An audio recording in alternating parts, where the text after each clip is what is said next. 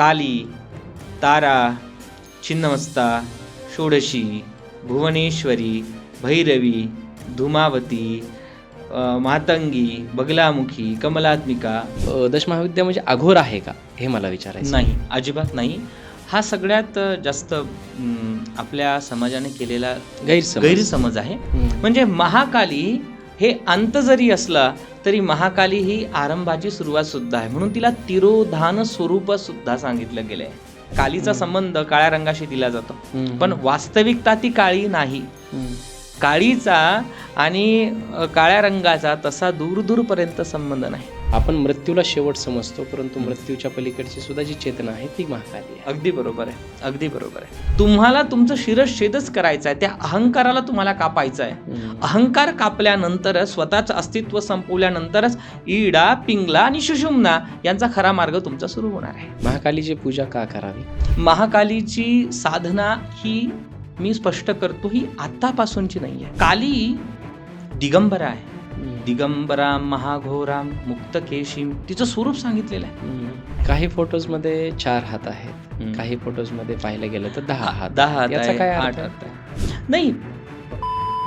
कालीला एक प्रकारची तांत्रिक मांत्रिकाची आणि विध्वंस करणारी शक्ती हे त्या इंग्रज लोकांनी आपल्या बुद्धीमध्ये रुजवलं, पण ते सत्य नाही. आपल्याला अष्टसिद्धी प्राप्त करून घेण्यासाठी काही लोक महाकालीची साधना करतात, ते खरं आहे की खोटं आहे? महाकाली म्हणजे अशी ऊर्जा आहे की कामाख्या आणि काली पुराणामध्ये सांगितलंय की कालीच कामाख्या आहे, कामाख्याच काली आहे. हे अंगात येणं, वारं येणं, संचार होणं खरंय? मला असं वाटतं या ठिकाणी तुम्ही डॉक्टरांचं मत घेणं केव्हाही गरजेचं आहे. महाकालीला बली दिला जातो. ते सत्य असत्य समज गैरसमज काय आहेत? बलिदान प्रहर्षिता देवीचं नाव आहे.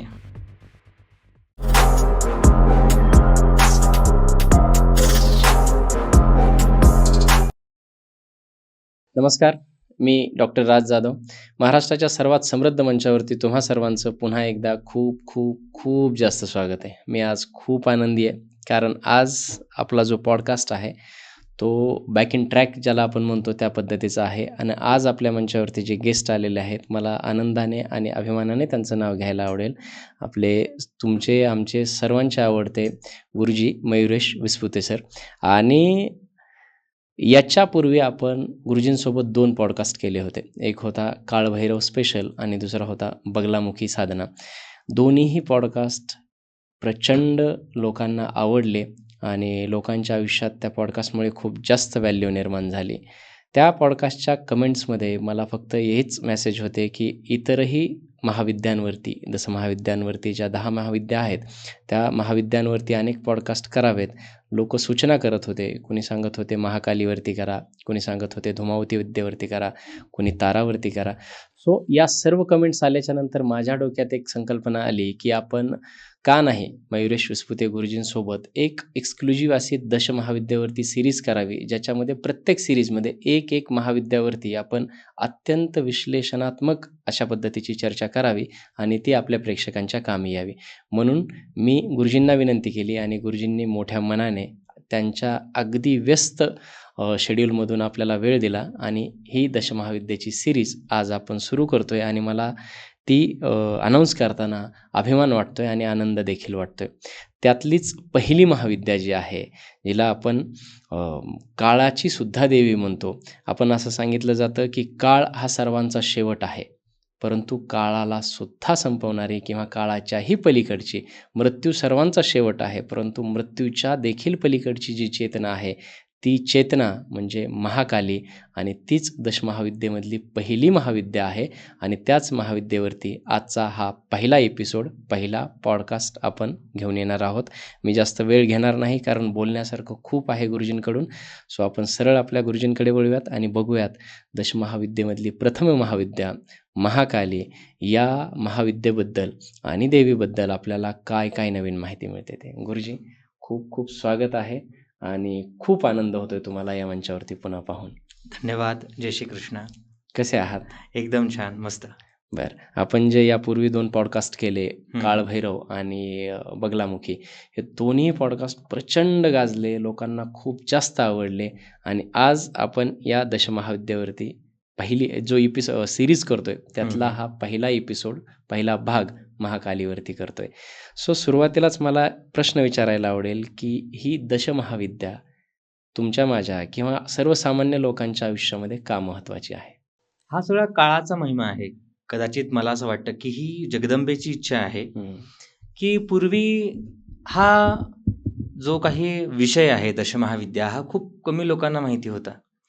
परंतु आज प्रत्येक बऱ्यापैकी लोकांना ह्या महाविद्येविषयी माहिती होते आहे, समजतं आहे, कळतं आहे. पण त्यासोबत ह्या महाविद्या ॲक्च्युअल कशा काम करतात, त्याचा आपल्या जीवनाशी कसा संबंध आहे, हे जर कधी आपल्याला कळालं तर मला असं वाटतं की अध्यात्म हे खूप सोपं होऊन जाईल. साधना मार्गाने जर कधी आपण त्या गोष्टी बघितल्या तर ह्या दशमहाविद्या जरी आपल्याला देवीचं स्वरूप दिसत असलं तरी देखील ह्या साधकाच्या जीवनातील 10 अवस्था आहे, 10 टप्पे आहे. हे 10 टप्पे जोपर्यंत तुम्ही ओलांडत नाही तोपर्यंत तुम्हाला तुमचं आत्मस्वरूप दिसू शकणार नाहीये. मी एखादी छोटी साधना करतो माझ्या प्रापंचिक जीवनाच्या अडचणी दूर व्हाव्या यासाठी, पण माझं अल्टिमेट गोल काय आहे तर भगवान शिव किंवा माझा आत्मरूप किंवा जी माझी इच्छा आहे मोक्षापर्यंत मी गेलं पाहिजे हे आपलं अध्यात्म सांगतं. पण माझे काही कार्मिक अकाउंट, माझे काही पूर्वकर्म असे असतील की जेणेकरून मी त्याचा आडफाटा माझ्या आयुष्यामध्ये असल्यामुळे मी पुढे जाऊ शकत नाही. मग या सगळ्या आडफाट्यांना दूर करण्यासाठी, ह्या सगळ्या अडचणींना, प्रापंचिक अडचणीसोबत पारमार्थिक अडचणी, आध्यात्मिक अडचणी दूर केल्याखेरीज मला माझं स्वतःचं स्वरूप दिसून येणार नाही. यासाठी जी विद्या काम करते, यासाठी ज्या 10 शक्ती काम करतात त्याच म्हणजे दशमहाविद्या.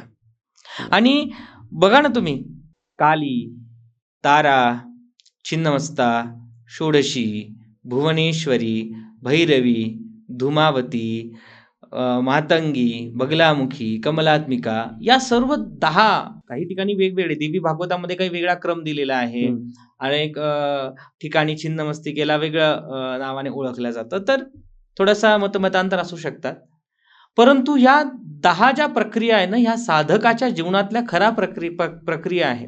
आता पायऱ्या म्हणू शकतो, पायऱ्या आपण म्हणू शकतो, सोपान म्हणू शकतो. आता सगळ्यात अगोदर तुम्ही बघा महाकाली, आणि हे महाकाली तत्व आज आपल्या काळाचं गरज आहे आणि ही महाकाली आपल्याला समजली पाहिजे. म्हणून आपण सगळ्यात अगोदर त्या जगदंबेला प्रार्थना करूया आणि तिच्याच विनंतीनुसार, तिच्याच आशीर्वादानुसार आपण आपला संवाद सुरू करूया. ओम श्रुती स्मृती पुराणानाम आलयम करुणालयम नमामि भगवत्पादं शंकरं लोकशंकरं शंकरं शंकराचार्यं केशवं बादरायणं सूत्रभाष्यं कृतं वन्दे भगवन्तौ पुनः पुनः. या देवी सर्वभूतेषु शक्तिरूपेण संस्थिता नमस्तस्यै नमस्तस्यै नमस्तस्यै नमो नमः. श्री गुरुदेव. महाकाली ही जी कन्सेप्ट आहे, ही जी देवता आहे, याला अंधार रूपात तुम्हाला बघू शकता तुम्ही. म्हणजे एक अंधार आहे. आपली जी सृष्टी होणार आहे, सृष्टीचे 3 प्रकार सांगितलेले आहे किंवा तिची सृष्टीच्या 3 अवस्था सांगितलेल्या आहे. पहिली अवस्था तर प्रकृती आहे, जन्म आहे, तिथे सृष्टी निर्माण झाली, उत्पत्ती झाली. दुसरं त्या सृष्टीचं पालन झालं, स्थितीला ती आली, आणि मग नंतर येणार आहे ती लयाला. तर ही जे लय शक्तीची जी कारकत्व जिच्याकडे दिलेलं आहे, जे लय शक्ती जिच्यामध्ये एक रूप होणार आहे, तेच म्हणजे महाकाल आणि महाकाली.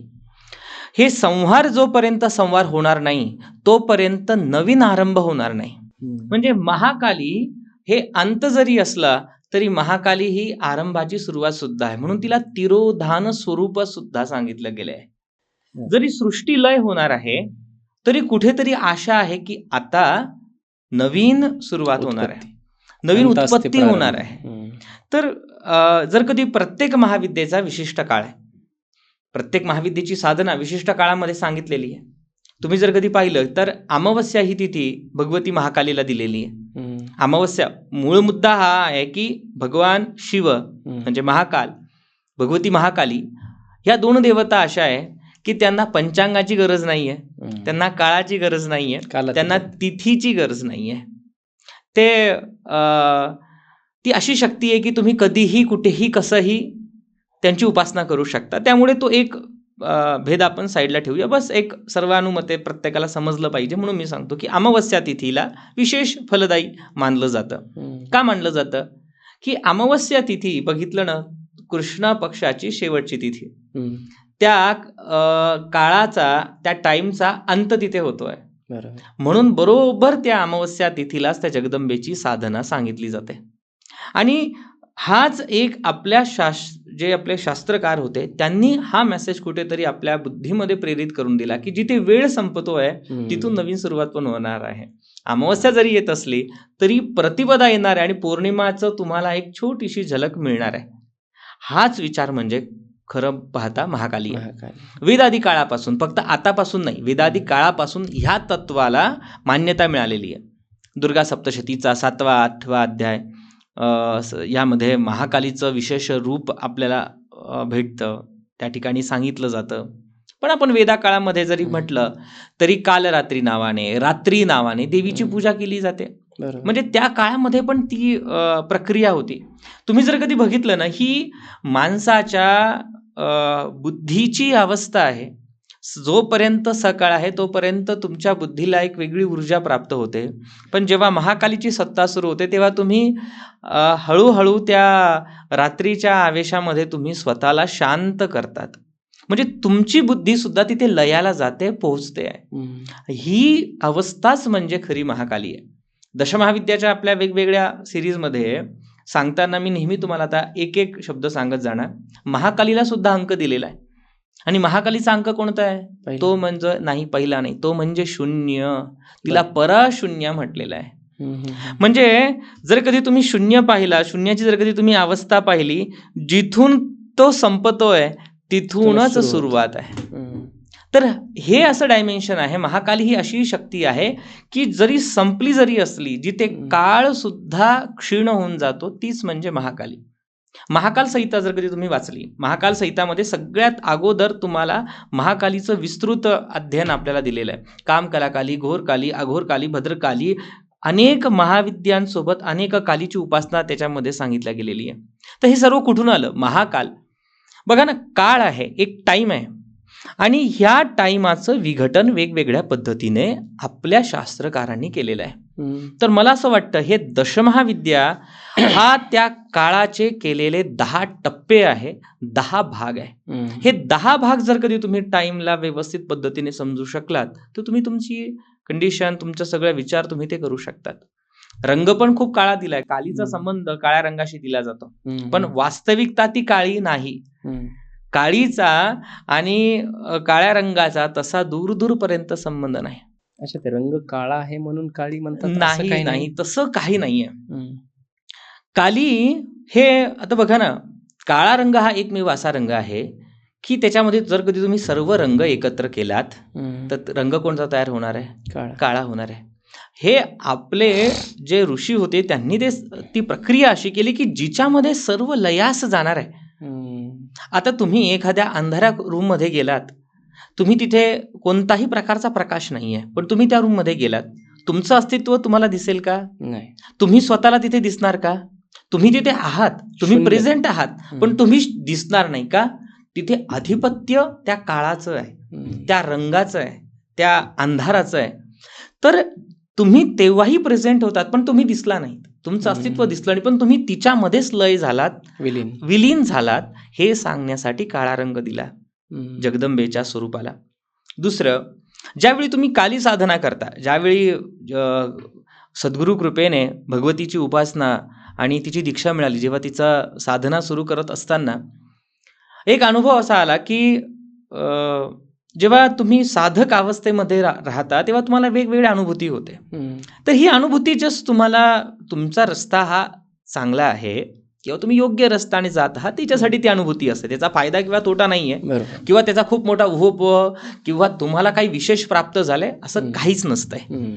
तो जस्ट एक मार्ग आहे. तुम्ही तुमचा मार्ग व्यवस्थित निवडला हे दाखवण्यासाठी माइलस्टोन एक जे पार बस करतो एक माइलस्टोन तुम्हाला ते भेटणार आहेत आणि तुम्हाला ते विचार करत जायचं आहे. त्याचं ते झालं तरी काही त्याचा उपयोग नाही, नाही झालं तरी तुम्ही तुमचं डेस्टिनेशन विसरत नाही.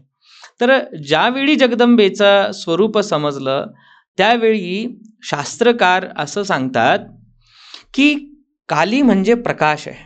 आता हा लाईट आहे, मी ह्या लाईटकडे अगर 3 मिनिटं जरी पाहत बसलो आणि जर सडनली एका साईडला बघितलं तर माझ्या डोळ्याला अंधारा येईल. मी जर कधी सूर्याकडे एकटक पाहिलं दुपारी 12:30च्या दरम्यान, जर कधी मी उन्हामध्ये गेलो आणि लगेच घरामध्ये आलो तर मला काय होणार? अंधारा दिसतो. हा अंधार काय? तसं ज्या शक्तीला बघताना तुमच्या ज्ञान चक्षुला सुद्धा तिच्या प्रकाशामुळे अंधार येतो म्हणून तिला काळी सांगितलंय. म्हणजे ती इतकी प्रकाशवान आहे.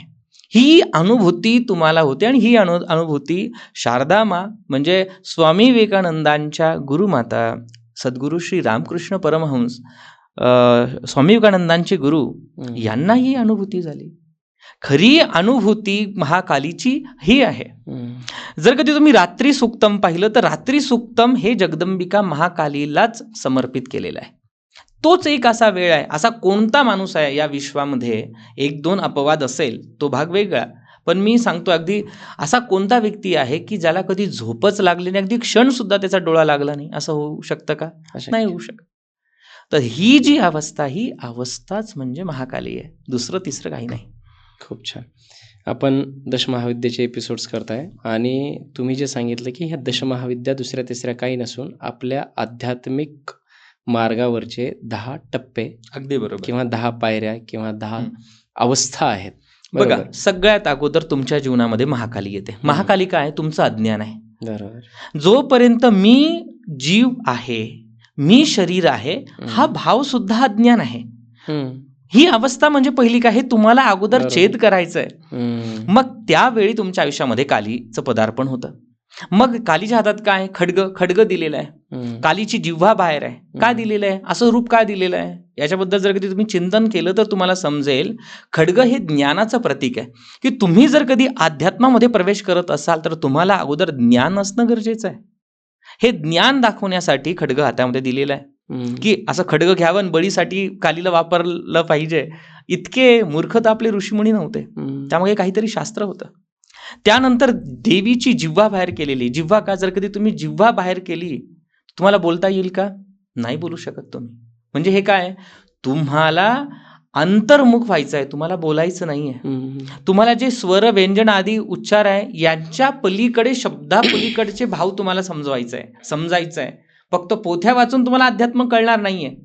तुम्हाला या शब्दापलीकडचा अनुभूती तुम्हाला घ्यायची आणि शब्दापलीकडची अनुभूती हे मौन देतं. ही मौन स्वरूप सांगण्यासाठी देवीची जिव्हा बाहेर आहे. आयुष्यामध्ये ही अवस्था येणार म्हणून अगोदर काली तुमच्या जीवनामध्ये तुम्हाला साधना करावी लागते. कालीनंतर तारा. तारा म्हणजे काय? प्रकाश.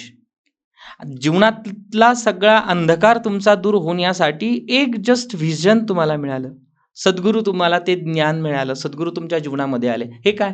हेच म्हणजे तारा आहे, प्रकाश आहे. तारा शब्दाच्या ऐवजी दुसरा शब्द सुद्धा वापरू शकले असते ना. बरोबर. तारा शब्द का वापरला? जो स्वयंप्रकाशित आहे, त्याने इकडून तिकडून प्रकाश घेतलेला स्वयंप्रकाशित. एका भावगीतामध्ये पण आहे, ऐकलं, स्वयंप्रकाशी तू तारा. तर माझ्या जीवनातलं ध्येय काय? की मी जे काही ब्रह्मांडामध्ये शोधतोय तो प्रकाश माझा कुठे आहे? स्वतःमध्ये आहे. स्वयंप्रकाशी मी आहे आणि ही झलक मला कोण देणार आहे? ती तारा देणार आहे. तो स्वरूप तुमचं पुढे गेलं. ते स्वरूप पुढे गेल्यानंतर छिन्नमस्तिका. छिन्नमस्तिका स्वरूप काय? हे जे काही विचार करताय, हे माझं अध्यात्म, माझा मोक्ष, माझी मुक्ती, संसार, प्रपंच, हे सगळं कुठून आलंय? माझ्या बुद्धीतून आलंय, माझ्या विचारातून आलंय. जोपर्यंत हे मी कापणार नाही तोपर्यंत मी नवीन सृष्टी नाही करू शकत ना. आपल्या जीवनातली अवस्था पण तीच आहे. मी एखादी कार्य करू शकत नाही, माझं तेवढी क्षमता नाही, ही तुमच्या बुद्धीने केलेला तुमच्यासोबतचा खेळ आहे. जेव्हा तुम्ही ती बुद्धीलाच कापणार म्हणजे छिन्नमस्तिका, तुम्हाला तुमचं शिरच्छेदच करायचं आहे, त्या अहंकाराला तुम्हाला कापायचं आहे. अहंकार कापल्यानंतरच, स्वतःचं अस्तित्व संपवल्यानंतरच इडा, पिंगला आणि सुषुम्ना यांचा खरा मार्ग तुमचा सुरू होणार आहे. यासाठी ती छिन्नमस्तिका. मग छिन्नमस्तिकेचा प्रवास झाल्यानंतर तुम्हाला तुमचं हृदय चक्र, ज्याला काही तुम्ही पूर्ण युनिवर्स म्हणता, त्याचं नॉलेज तुम्हाला यायला सुरुवात होऊन जातं. ते नॉलेज, आंतरिक प्रेरणा, अंतर्गत ज्ञान तुम्हाला होतं. हे ज्ञान काय? हेच म्हणजे भुवनेश्वरी आहे. आणि भुवनेश्वरीची जर कधी तुम्ही ते स्वरूप तुमच्या जीवनामध्ये आल्यानंतर तुमच्या आयुष्यामध्ये तुम्हाला टार्गेट भेटतं, तुमचं गोल समजतं. ते म्हणजे ललिता त्रिपुर सुंदरी, सत, चित आणि आनंद. या सच्चिदानंद रूपाचा जो अनुभूती आहे तीच म्हणजे ललिता त्रिपुर सुंदरी आहे. आणि मग हे झाल्यानंतर मला आणखी विद्या हवी, मला आणखी अनुभव हवा, क्रियात्मक शक्ती पाहिजे. फक्त आत्मसाक्षात्कार होऊन मी गुफेमध्ये बसून मी मोक्षाचा कारक नाही बनणार आहे. मला तो अन्य लोकांपर्यंत मला ते ज्ञान, मला ती उपासना, मला ती दीक्षा पसरावी लागणार आहे. सद्गुरू कधी तुम्हाला गुफेमध्ये मिळालेले नाहीये. सद्गुरू कुठे मिळालेले आहे? अगदी 4 चौघामध्ये, 4 म्हणजे प्रपंचामध्ये तुम्हाला सद्गुरूंचं तुमच्या जीवनामध्ये प्राकटीकरण होतं. तर ते साक्षात्कार त्यांना नव्हता का? होता. पण ते का आले? जसा माझा उद्धार झालाय तसा यांचाही उद्धार व्हावा, यासाठी तुम्हाला जे कर्म करायचं तेच म्हणजे भैरवी आहे, जी प्रत्येक भयापासून मुक्ती करते. की भय काय आहे? मृत्यूचं एक भय आहे. मग हे भयासाठी मुक्ती करण्यासाठी ती भैरवीची उपासना आहे. भयपासून तुम्ही मुक्त झालात, नंतर काय? निर्विकल्प अवस्था आहे. तुम्ही स्वतःचं आत्मउत्थान केलं, लोककल्याणासाठी तुम्ही आत्मउत्थानाचा तुम्ही मार्ग केला, पण नंतर ती स्वतःची सुद्धा आंतरिक यात्रा तुमची परत सुरू झाली. अध्यात्म म्हणजे काही क्रॅश कोर्स नाहीये 12 वर्ष 15 वर्ष की तुम्ही तो केला म्हणजे तुमचं पूर्णत्वास झालं नाहीये. मोठ्या विश्वामित्र ऋषींसारखे मोठे मोठे ऋषी सुद्धा वापस त्यांची शून्यापासून सुरुवात झाली. 60,000 वर्ष तपश्चर्या केली. मग ही अवस्था तुमच्या आयुष्यामध्ये येऊ शकते. म्हणून ती धुमावती आहे. तुम्हाला ते ज्ञान, तिथे शिव नाही आहे, तिथे शिवालाच धुमावतीने गिळंकृत केलंय. म्हणजे काय केलंय? ते ज्ञान तिने पचवलेलं आहे. तर तुम्ही जे एवढे वर्ष जी साधना केली ते ज्ञान तुम्हाला पचवायचं आहे. ज्ञान मिळवणं खूप सोपं असतं, पचवणं खूप कठीण आहे. हे ज्ञान पचवण्याची शक्ती, ही आत्मअनुभूती पचवण्याची शक्ती म्हणजे धुमावती आहे. धुमावती झाल्यानंतर तुम्हाला सगळ्यात अगोदर तुमच्या विचाराचं स्तंभन करता आलं पाहिजे, नाहीतर तो विचार अहंकारामध्ये परिवर्तन होईल. मीच देव रूपात आहे, तुम्ही मला भजा. रावणाने काय केलं? हीच अवस्था रावणाची होती. सगळी विद्या होती, सगळं काही त्याच्याकडे होतं, पण तो अहंभाव तो विसरू शकला नाही. ही अवस्था अनेक मोठ्या मोठ्या संतांची आपण पाहिली आहे. मोठ्या मोठ्या पदावरती गेलेल्या आध्यात्मिक लोकांचे आपण पतन बघत असतो. हे काय? ही अवस्था आहे. ज्ञान पचवणं इतकं सोपं नाही आहे. तो अहंकाराला स्तंभित करता आलं पाहिजे, म्हणून बगलामुखी आहे. आणि मग जेव्हा हे होईल तेव्हा तुम्हाला अनाहत नाद खरा ऐकू येईल, ज्याने तुमचं कोणतंही आहत न करता तुम्हाला अंतर्नाद येईल. तो अंतर्नाद आणि ब्रह्मनाद एक होणार आहे, आणि तोच मी, हा भाव तुमच्या मनामध्ये सगळ्यात अगोदर रुजू होणार आहे. तीच म्हणजे मातंगी आहे. श्यामा संगीत माते, त्या ब्रह्मांडाची जी लय आहे, ज्या संगीतामध्ये जे लय चाललंय, त्या लयामध्ये तुम्हाला स्वतःचं लय एक करायचं आहे. म्हणून ती राजमातंगी, म्हणून ती श्यामला. आणि इतकं झाल्यावरती तुम्हाला थांबायचं नाहीये. तुम्हाला करुणा रूप संपन्ना, तुमच्या दृष्टीमध्ये, तुमच्या भावनेमध्ये ती करुणा आली पाहिजे, ती आर्द्रता आली पाहिजे. नाहीतर आपली अवस्था कोणासारखी होईल? चांगदेवासारखी होईल. अष्टसिद्धी जरी असल्या तरी अहंकार मला माझ्यातली आर्द्रता शुष्कतामध्ये परिवर्तित करतो. तर तुम्हाला आर्द्रता मनामध्ये हवी, म्हणून ती कमलात्मिका आहे. ही अध्यात्मीचे हे 10 टप्पे आहे. आणि कोणा व्यक्तीचा प्रवास हा कालीपासून होणार, तर कुणाचा प्रवास हा बगलामुखी होणार, पण त्याला ह्या 10 अवस्थेतून पार करावंच त्याला जावं लागणार आहे. पुढचा प्रश्न माझा तोच होता की दशमहाविद्येमध्ये अगदी कालीपासूनच सुरुवात केली पाहिजे का? तर तुम्ही आता उत्तर दिलं की तसं काही नाहीये. कोणाची अवस्था कुठूनही पूर्व प्रारब्धानुसार सोबत गुरु मार्गानुसारच ते ठरवल्या जातं. व्यक्ती मला काली आवडते म्हणून मी काली करू शकतो असं नाही. आत्तापर्यंत दशमहाविद्या आपल्या प्रेक्षकांनी देखील आणि माझं सुद्धा तेच होतं की दशमहाविद्या म्हटलं की माझ्या मनात येतं अघोर तंत्र ह्या स्वरूपाचं. परंतु तुम्ही ज्या सोप्या भाषेत सांगितलं तसं अगदी हरिपाठ घरे बसल्या बसल्या म्हणा किंवा तेवढं सात्विकता मला दशमहाविद्या तुमच्याकडून ऐकताना वाटते. पण आजपर्यंत मग लोकांच्या मनामध्ये हे भय का आहे की दशमहाविद्या म्हटलं की अघोर किंवा तंत्राशी रिलेटेडच या विद्या किंवा या उपासना किंवा या साधना असतील म्हणून लोक त्याच्याकडे जास्त वळत नाहीत, असंही काही होतं का? का फक्त दशमहाविद्या म्हणजे अघोर आहे का, हे मला विचारायचं. नाही, अजिबात नाही. हा सगळ्यात जास्त आपल्या समाजाने केलेला गैरसमज आहे आणि याला कारणीभूत आमच्या ह्या क्षेत्रामधील काही लोक पण आहेत. त्यांनी बघा, काली दिगंबरा आहे, दिगंबराम महाघोराम मुक्तकेशीम, तिचं स्वरूप सांगितलेलं आहे. तर हे स्वरूप का सांगितलेलं आहे? इतकं अकराळ विक्राळ स्वरूप सांगितलेलं आहे. हे का सांगितलेलं आहे की जो व्यक्ती दिगंबरा उन्नत असताना अशा स्वरूपाला सुद्धा आई रूपात भजवू शकतो. ही सगळ्यात अगोदर साधकाची पहिली अवस्था आहे, बौद्धिक अवस्था, फाउंडेशन आहे. तो जर कधी त्या अशा नग्न स्त्रीला आई रूपात जर कधी भजत असेल तर त्याची पहिली शुद्धी तिथेच झाली पाहिजे ना. किंवा तो झाल्याशिवाय तो भजवू सुद्धा शकत नाही.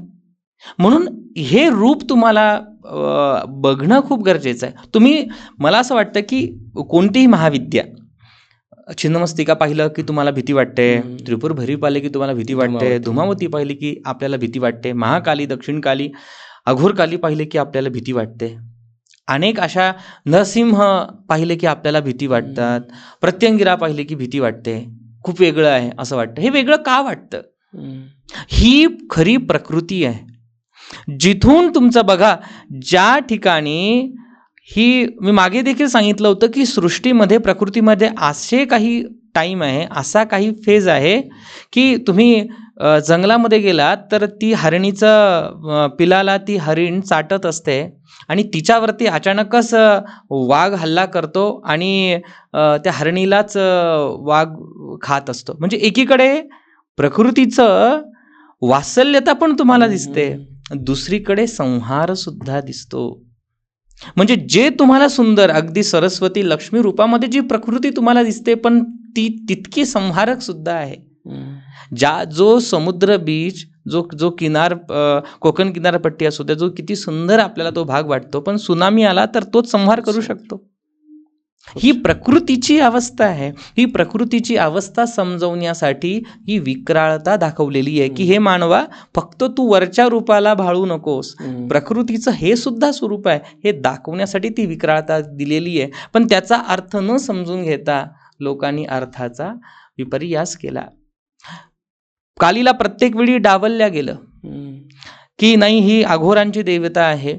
मूळ काय आहे की काली महाविद्या ही दिगंबरा सांगितलं ना, ती नग्नता इथे शरीराशी संबंध नाही, नग्नता ही विचारांशी आहे. जोपर्यंत मला ज्या गोष्टीचं अट्रॅक्शन आहे, कोणत्या गोष्टीचं मला अट्रॅक्शन असू शकतं, मांस, मदिरा, बली, ज्या डोळ्याला बघण्यासाठी अगदी मला विक्षिप्त वाटेल, अशा गोष्टीचं मला आकर्षण राहणारच आहे, मानवीय मेंदू आहे. मग त्याच्यावरतीच मला काम करायचं आहे. हा विचार काली साधनेमध्ये दिला, जय मिळवायचा आहे, मला त्याच्यावरती जय मिळवायचा आहे.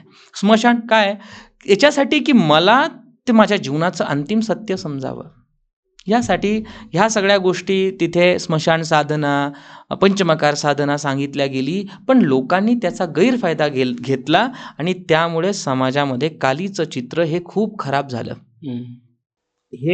याला जर कधी तुम्ही पाहिलं तर अगदी 1890च्या काळामध्ये तिथून ह्या सगळ्या गोष्टीची सुरुवात झाली. कालीला एक प्रकारची तांत्रिक मांत्रिकाची आणि विध्वंस करणारी शक्ती हे त्या इंग्रज लोकांनी आपल्या बुद्धीमध्ये रुजवलं, पण ते सत्य नाही. आपण त्या गोष्टीला सत्य मानत गेलो आणि या लोकांचं काही चुकीचं, काली म्हटलं की घरामध्ये कालीचा फोटो ठेवू नका, अरे ती उग्र देवता आहे ते करू नका, असं काहीच नाहीये. ह्या सगळ्या भ्रमामुळे सगळ्या लोकांनी आपलं नुकसान करून घेतलं, पण ही सत्यता नाही. आपण जसं पाहतो दश महाविद्यामध्ये मागे आपण एक बगलामुखी स्पेशल पॉडकास्ट केला होता आणि त्याच्यामध्ये बगलामुखीची उत्पत्ती कशी झाली याची एक कथा सांगितली होती. तसं महाकालीच्या उत्पत्तीची काही कथा पुराणांमध्ये आपल्या ग्रंथांमध्ये येते. दुर्गा सप्तशतीमध्ये मी सांगितलं 7व्या अध्यायामध्ये 6व्या अध्यायापासून सुरुवात होते. चामुंडा रूपामध्ये तिचं वर्णन केलेलं आहे. कालिका पुराणांमध्ये अनेक कथा सांगितलेल्या आहे.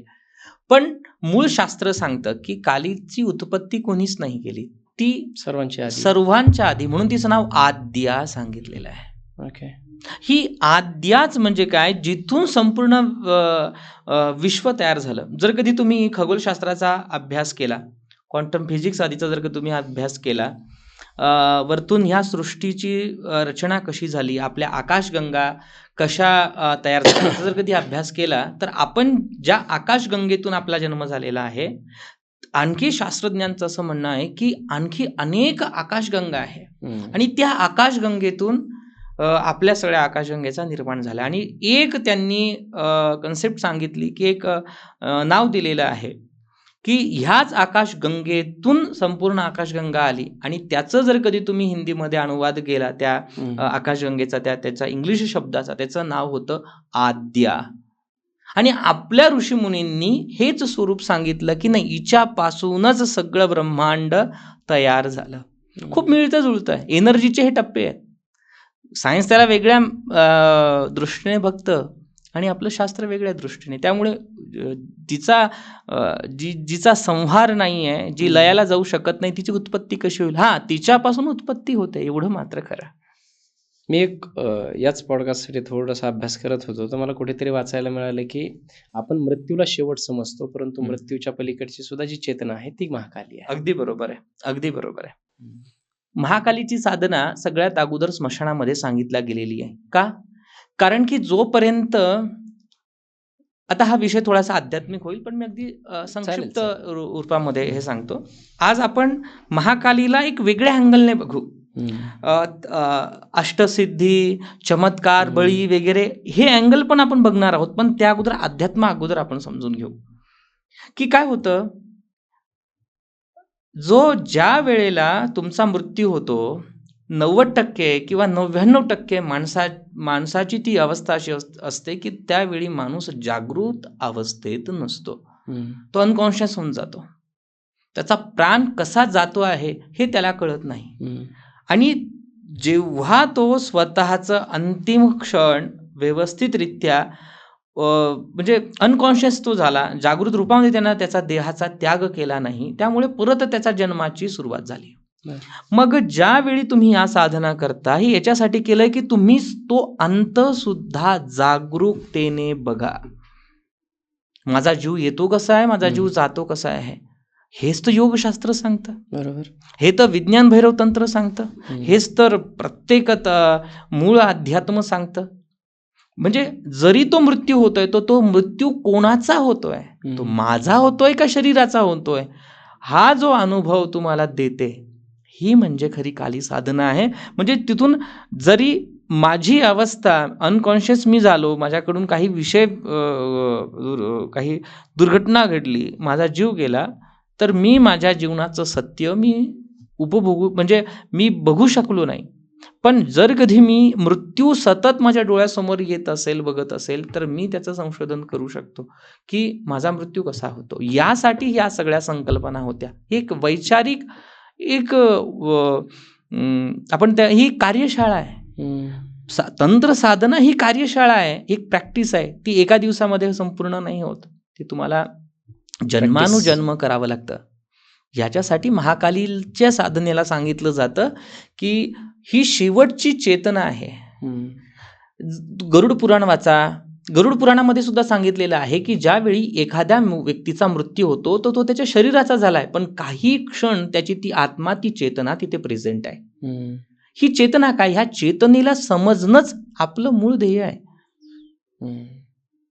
ज्या ठिकाणी बघा ना तुम्ही की लोक म्हणतात की वासना किंवा देवीला दारू चढवायची असते, रक्त चढवायचं असतं, वासना तुमच्या पूर्ण होतात. त्या वासना त्याच्यासाठी सांगितलेल्या नाही आहे. एखाद्या घरामध्ये उंदीर जर कधी मेला असेल, तुम्ही 7-8 दिवस त्या ठिकाणी गेला नाहीत, तर त्याचा वास पूर्ण घरामध्ये पसरतो. तुम्ही त्या घरामध्ये येतात, तो उंदीर तिथून काढतात, त्याला साफसफाई करतात, उंदीर तिथे नाहीये, हम्म. पण त्याचा स्मेल तिथे प्रेझेंट आहे. यालाच वासना म्हटलेलं आहे. तुमचं शरीर गेलं आहे, पण त्या शरीराची वासना तिथे आजही प्रेझेंट आहे. आणि ही वासनाच म्हणजे मृत्यूनंतरचं खरं जीवन आहे. आणि हे बघण्यासाठी जे ज्ञान शिकवते तीच म्हणजे महाकाली आहे. वा, खूप छान. आता भौतिक अर्थाने थोडंसं बघूयात आपण. महाकालीची पूजा का करावी? महाकालीची साधना ही मी स्पष्ट करतो, ही आतापासूनची नाही आहे. महाकालीची साधना प्रत्येक, मला सांगायला अभिमान वाटतो की छत्रपतींनी देखील शाक्त परंपरेतल्या साधना कंप्लीट केलेल्या आहे. शिव उपासनेसोबत शक्ती उपासना छत्रपतींनी केलेली आहे. उलट शक्ती उपासना अधिक केलेली आहे. नक्कीच अधिक केलेली. मी आता संदर्भही तुम्हाला पुढे सांगणार आहे. तर ही जी महाकालीची साधना आहे, सर्व जेवढेही आपले शहाण्णवकुळी मराठा जो काही आपला संपूर्ण परिवार आहे, यामध्ये अनेक लोकांच्या कुलदेवता ही तुम्हाला भद्रकाली किंवा महाकाली दिसणार. जो विश्वकर्मा समाज, सुतार समाज, जे सुतार समाजासोबत तांबटकर समाज आदी ज्यांच्यामध्ये कला विश्वकर्मा प्रधान आहेत, यांची कुलदेवता भद्रकाली, कालीचीच देवता आहे. राजस्थानामध्ये मोठे मोठे राजघराणे, त्यांचीही कुलदेवता महाकाली आहे. तर महाकाली हे स्वरूप उग्रतेसाठी नाही आहे, ते तुमच्या जीवनामध्ये ते तेज यावं, ती शक्ती यावी, यासाठी महाकालीची साधना पूर्वीपासून आपल्या ऋषीमुनींनी समाजामध्ये प्रेरित केली. त्या भयापासून जोपर्यंत बघा ना तुम्ही, जीवनामध्ये महाकालीची उपासना पदोपदी आपल्याला गरज पडते. आणि आज काळाची गरज आहे. आज तुम्हाला कुठे भय नाही आहे मला सांगा तुम्ही. आज क्षण सांगा, असा कोणता क्षण आहे की तुम्हाला वाटत नाही की तुम्ही आज 1 मिनिट तरी जगणार. अगदी जवळचं उदाहरण देतो. महाराष्ट्रातली अशी एक घटना घडली की त्याने प्रत्येकाच्या हृदयाला ठेच पोहोचवली. सत्ता, राजकारण, समाजकारण हा एक वेगळा विषय, पण माणूस म्हणून प्रत्येक जण त्या क्षणाला हरळला. म्हणजे तिथे एक क्षण, 1 मिनिट आपण अंदाज सुद्धा लावू शकलो नाही, कोणता अनुमान तिथे लावू शकलो नाही, आणि ती घटना घडली. हे भय काय? ही जीवनाची वास्तविकता आहे. ही काळाची आज वास्तविकता आहे की आज काय होईल हे काही सांगू शकत नाही. ही घटना घडल्याच्या नंतर प्रत्येक जण तेच बोलतोय की एवढ्या मोठ्या पदावरचा माणूस अशा पद्धतीने जाऊ शकतो, म्हणजे मानवी जीवनाचा 1 क्षणाचा देखील भरोसा नाही, काही भरोसा नाही. आणि म्हणून महाकाली त्या ठिकाणी तुम्हाला मदत करते.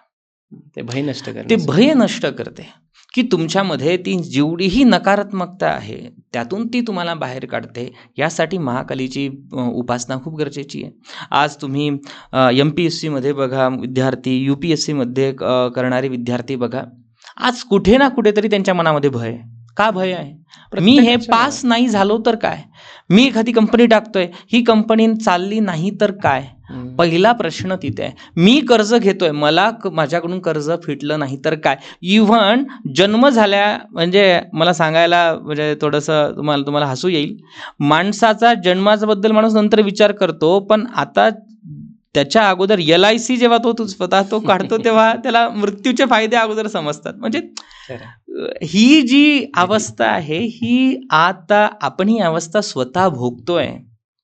आज जगण्यापेक्षा मरणं खूप सोपं झालंय. मग ही अवस्थेतून तुम्हाला बाहेर कोण काढतं? ती महाकाली काढते.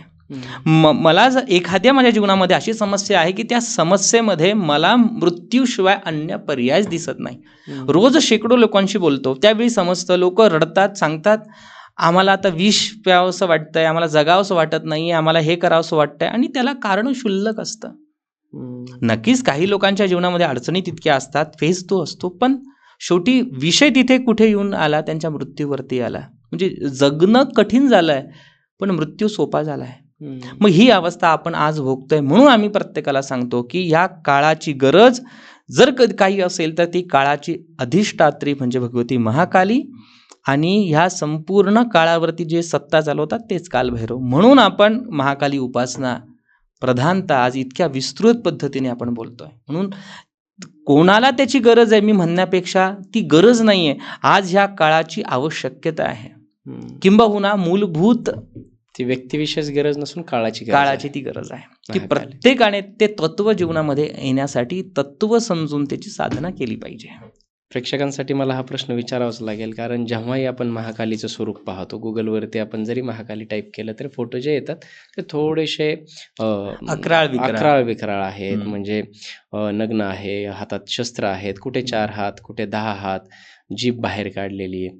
अगदी भगवान शंकराच्या छातीवरती पाय देखील आहे. इतकं उग्र स्वरूप, ते थोडंसं त्याची जर उकल करून सांगितली, ते स्वरूप तसं का आहे? किंवा त्याची जरा थोडीशी उकल करून प्रेक्षकांसाठी मला वाटतं की नक्कीच. सांगितली पाहिजे. महाकालीचे साधनेमध्ये बघा, आगमशास्त्र, मूर्तीशास्त्र ही साईन लँग्वेज आहे.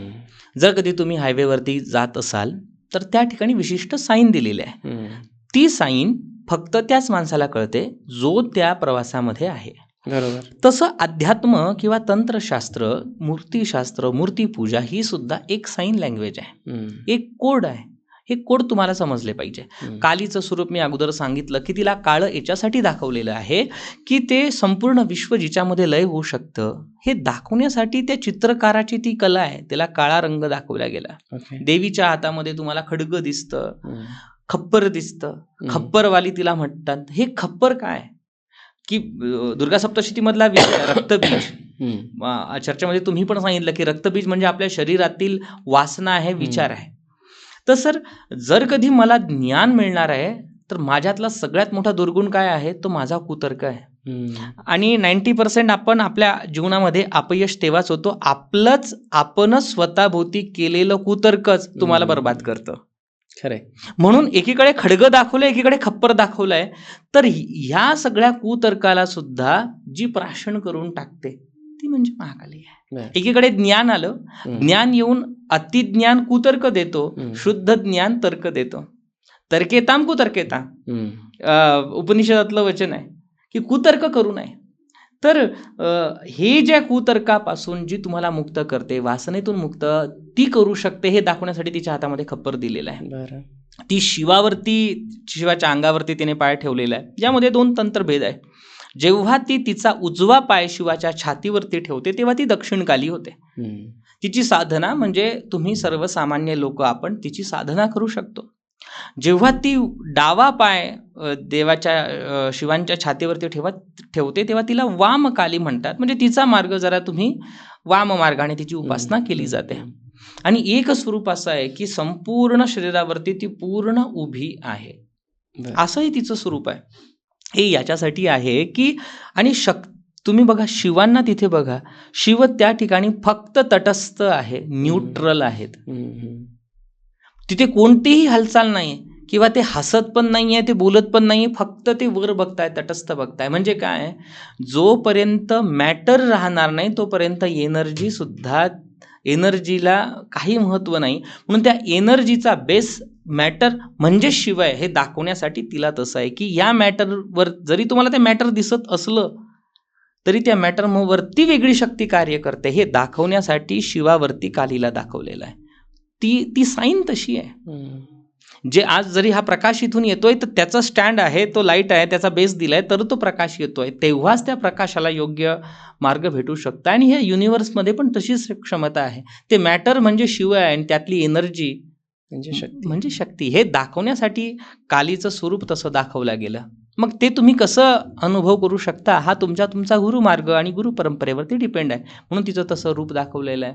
दिगंबरा म्हणजे तिला नग्न रूपात याच्यासाठी दाखवलं गेलं आहे की तिच्यावरती कोणतंही आवरण नाहीये, ते सत्यच आहे.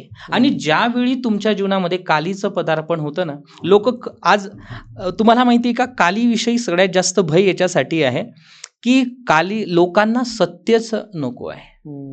तुम्ही जेव्हा सत्य सांगताना तुम्हाला मुखवटे पाहिजे. तुम्ही किती चांगल्या पद्धतीने तुम्ही मेकअप करताय, तुम्ही किती चांगले आहे, हे मुखवटे आपल्याला पाहण्याची सवय झाली आहे. आणि ज्यावेळी तो मुखवटा हटतो, सत्य डोळ्यासमोर येतं, आपण सत्य नाकारतो. ते अंतिम सत्य ते नागड असतं. ते नागड म्हणजे ते पूर्ण नग्नच असतं, कोणतंच आवरण त्यावरती नसतं. मग ते जीवनाचं सत्य असो या अंतिम सत्य असो, आणि हे सत्य म्हणजे महाकाली. आणि ते जेव्हा तुमच्या जीवनामध्ये कालीचं पदार्पण होतं, लोकांचे सगळे मुखवटे पडून जळायला सुरुवात होतात. आणि लोकांना ते मान्य नसतं, म्हणून लोक सत्याला घाबरतात, म्हणून लोक कालीला घाबरतात. पण काली तशी नाही आहे. ह्या पद्धतीने ते दाखवलंय. उन्नत स्तना स्वरूप सांगितलेलं आहे. गळ्यामध्ये कवट्याच्या माळा आहे. बघा ना, शास्त्रकाराने किती शुद्ध विचार केलेला आहे. कामभाव नाहीये तिथे. तिथे वासना नाही दाखवली आहे, तिथे वात्सल्य दाखवलेलं आहे.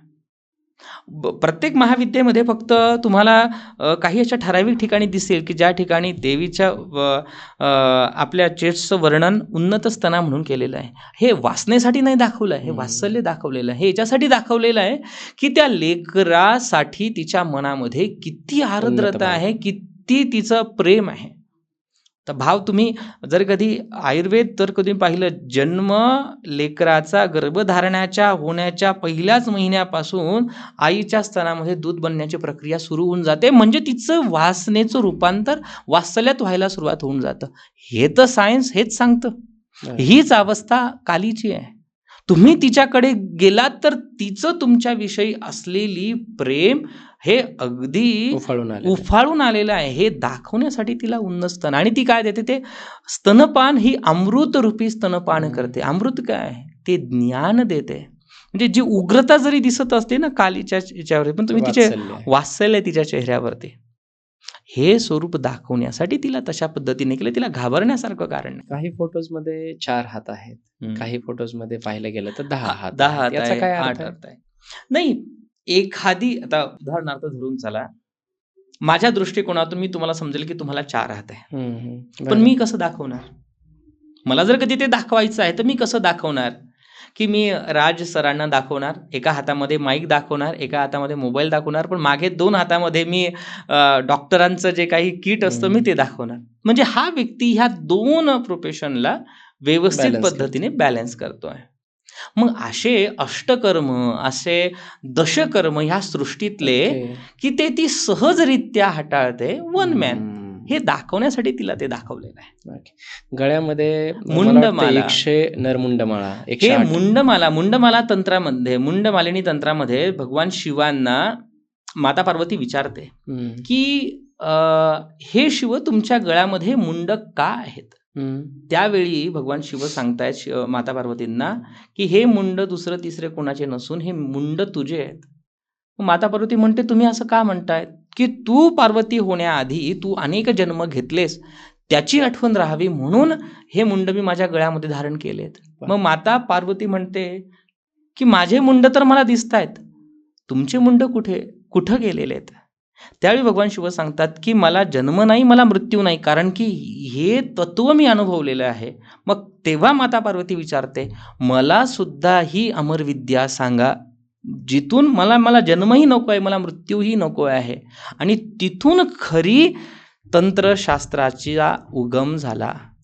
तर हे मुंड म्हणजे काय? तुमच्या संपूर्ण वासना आहे. जेव्हा तुम्ही कालीची साधना करतात, तुमच्यातले विचार विकार ती स्वतः गळ्यामध्ये धारण करते. म्हणजे तुम्ही जन्म आणि मृत्यूपासून तुम्ही फेरातून मुक्त झालात. ते तर असे जाणार नाहीत. आपली तेवढी क्षमता नाही की आपण ते आपल्या बुद्धीतून, आपल्या खोपडीतून ते आपण दूर करू. पण ती स्वतः तिने ती खोपडी, ते कपाल तिने स्वतःच्या गळ्यामध्ये धारण केलं आहे की तुला काही करण्याची गरज नाही, तुझ्या मुक्तीची जबाबदारी आता माझी. हे सांगण्यासाठी मुंडमाला देवीच्या गळ्यामध्ये आहे. खूप छान. हे झालं संपूर्ण स्वरूपाचं वर्णन. परंतु काय होतं की बाहेर जे काही गैरसमज म्हणू शकतो, तुम्हीच सांगा ते गैरसमज आहेत की समज आहेत. आपल्याला अष्टसिद्धी प्राप्त करून घेण्यासाठी काही लोक महाकालीची साधना करतात. ते खरं आहे की खोटं आहे? महाकाली म्हणजे अशी ऊर्जा आहे की कामाख्या आणि काली पुराणामध्ये सांगितलंय की कालीच कामाख्या आहे, कामाख्याच काली आहे. तर काली ही अशी ऊर्जा आहे की तिला कोटिंगच केलेली नाही आहे. ती पॉवर हाऊस आहे. जेव्हा तुम्ही त्या पॉवर हाऊस पर्यंत जाणार, तुम्ही त्याच्या लाईट लावा, तुम्ही त्याचं जनरेटर करा, तुम्ही त्यातून फॅन चालवा, काहीही करू शकता. हे दाखवण्यासाठी तिला अष्टसिद्धीची दात्री म्हटलेली आहे. आणि मूळ मुद्दा, महाकाली तंत्रशास्त्राची जननी आहे, ती महाराज्ञी आहे. एक आहे आत्मसत्तेचं, आत्मज्ञानाची महाराज्ञी म्हणजे ललिता महात्रिपुर सुंदरी, आणि दुसरीकडे संपूर्ण तंत्रशास्त्राचं, या जीवनाचं अंतिम सत्य जिला माहिती आहे ती म्हणजे त्याची महाकाली महाराज्ञी आहे, महाराणी आहे ती. म्हणून हे तंत्र जोपर्यंत, जेव्हा तुम्ही तंत्रामध्ये तुमची एंट्री होते तेव्हा तुम्हाला हे समजलं पाहिजे की ही माझी सुरुवात पण आहे, जे शेवट दिसतोय तो माझा सुरुवात पण आहे. म्हणून हे सांगण्यासाठी महाकालीला ह्या सगळ्या रूपामध्ये आपल्या शास्त्रकारांनी दिलं. पण त्याचा अर्थ असा नाही जो समाज लावतो वेगळा, तसा त्याचा अर्थ होत नाही. म्हणजे भौतिक काहीच प्राप्ती होत नाही महाकाली? नाही, असं नाही आहे. नाही, असं नाही आहे. मी तुम्हाला संदर्भ देताना माझ्याकडे तशा मला थोडंसं विस्मर होतं, पण मी तुम्हाला सांगतो की छत्रपती शिवाजी महाराज यांच्या वेळी सुद्धा अनेक असे घराणं होते की ज्यांची कुलदेवता महाकाली होती आणि त्यांनी ती उपासना किंवा त्याबद्दल संपूर्ण माहिती की हे हिंदवी स्वराज्य व्हावं म्हणून त्या जगदंबेला त्यांनी साकडं घातलं, तिची साधना केली. त्यामध्ये प्रमुख महाकाली होतं. मी मध्यंतरी पण तुम्हाला सांगितलं होतं की जर कधी तुम्ही चेन्नईला गेलात, चेन्नईला कालीकंबल म्हणून एक मंदिर आहे. कलिकंबल त्याचं मुख्य प्रोनाउन्सिएशन कालीकंबल आहे. तर महाकाली तिथे उग्र रूपात होती. त्याच्यासमोर कोणी गेलं तर माणूस भयभीत होत होता. दक्षिण विजय यात्रेमध्ये छत्रपती तिथे गेले आणि त्या जगदंबेची उपासना त्यांनी पूर्ण श्रद्धेने, आर्तभावाने, आतर्क्य भावाने त्याची साधना केली. ती संपूर्ण उग्र मूर्ती महाकालीची अगदी सौम्य रूपामध्ये परावर्तित झाली. ते मंदिर आजही साक्ष तिथे देतं. आजही तसे तिथे महाराजांचा फोटो देखील, महाराजांचा तिथे फोटो आहे. महाराजांनी तिथे कधी आले याची सर्व साईन आहे. आणि एक नाही, असे अनेक क्षेत्र आहे की त्या ठिकाणी महाकालीची उपासना महाराजांनी पण केली. याच्यात मला ॲड करायला आवडेल की मी जेव्हा थोडासा महाराजांचा अभ्यास करत होतो आणि जेव्हा महाराज चेन्नईला आले आणि त्यांना इंग्रजांना कळलं की कलिकंबल मातेच्या मंदिरात महाराज येण्याची शक्यता आहे, तर त्यांनी तिथे मला वाटतं पहारे लावले त्यांना पकडण्यासाठी, किंवा त्या यांनी विजापूरच्या आदिलशहाच्या आणि इंग्रजांच्या यांनी. तर तिथे तारीख नोंद केलेली आहे, पहारे नोंद केलेले आहेत सगळे. परंतु महाराज तिथे आले, पूजा करून गेले. कसे आले, कुठून आले, कधी पूजा केली, काहीही माहिती नाही आणि ते निघून देखील गेले. आणि जेव्हा कळलं की महाराज आले होते, महाराज जवळपास 200 ते 300 किलोमीटर पुढे निघून गेले होते. आणि आजही हे प्रकार पूर्ण त्या कलिकंबल मातेच्या मंदिरामध्ये त्यांचे जे काही ग्रंथ आहेत त्याच्यामध्ये नोंदवलेलं आहे. तिथे आहे. मी माझ्याकडे त्याचा फोटो पण मी तुम्हाला दाखवतो, तर आपण तो दाखवूया. तर छत्रपती किंवा असे खूप इतिहासातले इतके उदाहरणं आहेत की त्या ठिकाणी भगवतीने अशा राजांना अशा परिस्थितीमध्ये मदत केलेली आहे. मला सांगावंसं वाटेल की महर्षी अरविंद, जे अध्यात्म क्षेत्रामध्ये खूप मोठं नाव आहे. तर जर कधी तुम्ही नर्मदेच्या किनाऱ्यावरती कुबेर भंडारी म्हणून एक गाव आहे, तिथे बरेच लोक जातात पैशासाठी. कुबेर मिळाला पाहिजे, तो मिळत असेल काय असेल तो त्यांची श्रद्धा. पण त्या कुबेर भंडारीजवळ जशी तुम्ही पायऱ्या चढता त्याच्याबरोबर दक्षिण भागामध्ये उजव्या साईडला एक छोटीशी गुफा आहे. ती बंद असते, पण जर कधी काही ठराविक वेळी ती उघडली जाते. तर ज्यावेळी मला तिथे त्याच्याबद्दल माहिती मिळाली, मी तिथे जाऊन साधना जेव्हा तिथे मी केली, तर त्या गुफेमध्ये महर्षी अरविंदांनी 12 ते 13 वर्ष साधना केली आणि तिथे जगदंबेने तिथे दर्शन दिलं. आजही अगदी 5 ते 6 अगदी जास्त काही अंतर, 5 ते 6 फूट अशी ती छोटीशीच गुफा असेल, म्हणजे छोटासा विग्रह आहे. आणि त्यांनी एवढे वर्ष त्या महाकालीची साधना केली. महर्षी अरविंद केवढं मोठं नाव होतं, कसली त्यांच्यामध्ये किती सात्विकता होती. मदन मोहन मालवीय यांनी सुद्धा महाकालीची साधना केली. तेव्हा विश्व हिंदू विद्यालयाची स्थापना ते करू शकले. बनारस हिंदू, रामकृष्ण परमहंस, स्वामी विवेकानंद, सुभाषचंद्र बोस. तर महाकाली तर दक्षिण भारतामध्ये सुद्धा महाकालीचं प्रस्थ आहे. आणि कलकत्त्या साईडला गेलं, कालीवरूनच कलकत्ता पडलं ना नाव. तर त्यामुळे बंगाल तर काली क्षेत्राचा गड मानला जातो. मध्य प्रदेश गडकालिका, पवार घराण्यांची कुलदेवता. पवार यांची ती कुलदेवता आहे. ज्यांचं विश्वासराव ज्यांचं आडनाव आहे त्यांची पण ती कुलदेवता आहे. ते घराण्याला इतिहास लाभलेला आहे काली परमेश्वरीचा. तर हा इतिहास आपण मान्य करावाच लागतो. तर ऐतिहासिक संदर्भ आहेत. ओके. आतापर्यंत आपण पाहिलं की महाकाली कोण आहे, स्वरूपाबद्दल पाहिलं, उत्पत्तीबद्दल पाहिलं, काय देते हे पाहिलं. भौतिक स्वरूपात असो, आत्मिक स्वरूपात असो, महाकाली सर्वात मोठी दात्री आहे. परंतु आता होतं काय की महाकालीची उपासना करायची कशी. हा प्रश्न आहे. सो आपण त्याच्याकडे वळूयात. महाकालीची उपासना माझं सगळ्यांना एक नम्र आवाहन असतं की महाकालीची आणि आपण उपासना माझी विनंती असेल गुरुजी तुम्हाला, की आपण स्टेप बाय स्टेप जाऊयात. बरं. कशा पद्धतीने साधना करावी, पायरी पहिली काय आहे, दुसरी काय बरं. आहे आणि कुठे थांबायचं, सगळं मला जरा विस्तृत सांगा. नक्कीच. आपल्या तंत्रशास्त्रामध्ये 3 मुख्य कुल आहेत. कुल म्हणजे काय, की प्रकार, की कोणत्या प्रकाराने साधना होऊ शकते. त्यामध्ये पहिला जो प्रकार आहे, पहिलं जे कुल आहे ते आहे कालीकुल, दुसरं आहे श्रीकुल, तिसरं आहे दुर्गाकुल. हे 3 प्रामुख्याने त्याची उपासना तशा पद्धतीने केली जाते. काली कुलातली उपासना जेव्हा तुम्ही करता तेव्हा हे सर्व गुरुगम्य विषय आहेत. कोणतीही साधना विदाऊट गुरु होऊ शकत नाही. सृष्टी सुद्धा तोच नियम फॉलो करते. तुम्ही असं कधी पाहिलंय का की जे माणसातले जी जीन्स आहे ते तुम्हाला प्राण्यांमध्ये दिसतील का? किंवा आज जैव विविधतेने किंवा जैव वैज्ञानिक जे असतील त्यांनी किती प्रयत्न केले, याचे जीन्स त्याचे जीन्स, पण मनुष्याचे जीन्स आणि प्राण्याचे जीन्स एकत्र करू शकलेत का आतापर्यंत? अनेक प्रकार पण तसे झाले, पण ते तसं कधी सक्सेस नाही होऊ शकलं का? कारण की मानवाच्या एक वेगळा कुल आहे, सृष्टीने त्याला तसंच केले, त्याच्यामध्ये तुम्हाला इंटरफेअर करता येत नाही. ही कालीची सत्ता आहे. जो सूर्याचं जो डायमीटर आहे, ज्या ठिकाणी जिथपर्यंत सूर्याचा प्रकाश पोहोचला पाहिजे तिथपर्यंतच सूर्य आपला प्रकाश त्याचा तिथपर्यंत जातो, अन्य ठिकाणी तो जाऊ शकत नाही. तसं ही मर्यादा तंत्रशास्त्रामध्ये सुद्धा आहे. जेव्हा तुम्ही काली उपासना सुरू करता तर त्याचा सगळ्यात महत्त्वाचा टप्पा असतो. श्रीकुलावाल्यांना सुद्धा, दुर्गाकुलामध्ये सुद्धा तुम्हाला महाकालीची उपासना केली जाते. पण मी आता काली कुलावरती बोलू. जर कधी तुम्हाला महाकालीची साधना कोणी देत असेल, तुम्ही शिकत असाल, तर सगळ्यात अगोदर तुम्ही परंपरा जाणून घ्या. आणि परंपरा 1-2 वर्षाची नसते, परंपरा ही शेकडो वर्षाची असते. कमीत कमी 2-4 लोकांचा ग्रुप म्हणजे गुरुमंडल होत नाही. पूर्ण लिनेज तुम्हाला ती माहिती पाहिजे. असे कोणी व्यक्ती तुमच्या परिचयात असतील तरच त्यांच्याकडून तुम्ही उपदेश घ्या. महाकालीची साधना त्वरित कोणीही देत नाही. जे देत असतील ते चुकीचं मार्गदर्शन तुम्हाला करतायत. काली कुळामध्ये 2 साधना प्रथम सांगितली जाते. सगळ्यात प्रथम साधना ती म्हणजे गणपतीची साधना. मग ही गणपतीची साधना कोण कशा पद्धतीने देईल ही त्याची परंपरा वरती डिपेंड आहे, अवलंबून आहे. दुसरी साधना आहे महारुद्राची साधना, रुद्र साधना.